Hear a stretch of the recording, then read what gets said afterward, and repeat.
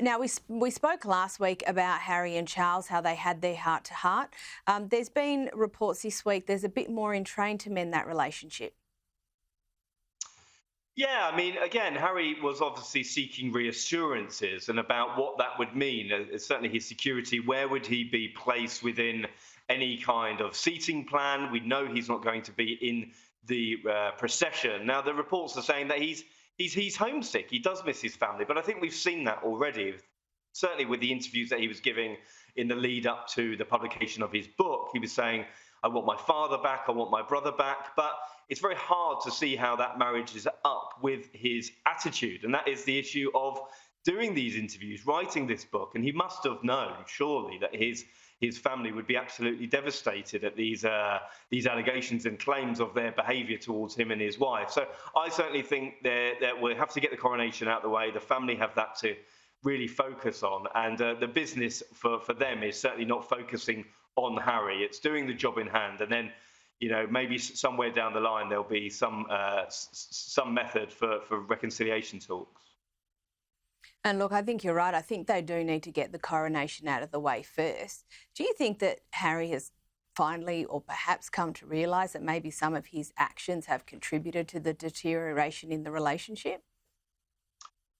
Well, I'm not sure. I mean, I think we've asked that question many times, and only he will know. I mean, there's certainly talks from the US side that Harry was satisfied with the way that his book publicity round had gone. He was happy with everything that had been said within the book, and he must have known that there would have been a huge fallout from it. So, again, like you said, I think that the Royals have to concentrate on the job at hand at the moment, and that's getting May the 6th and the sort of bank holiday weekend of the coronation out the way. And then we'll obviously see what they're going to do in the future. And whether that does involve reconciliation with talks with Harry remains to be seen. I mean, certainly the mood music from the palace is that the king is very happy, he's delighted that Harry is going to come. Whether they would have accepted Meghan, I'm sure that they would have done, because they did during the Queen's Platinum Jubilee. She was here for the Queen's funeral, but I think it's quite telling that it'll be a quick trip for Harry. It'll be in and out. He won't stay and celebrate over the weekend with the rest of the family. And so we know he is coming to the coronation, and he has asked for a few things. Some things he'll get and some things he won't. Where are those negotiations up to?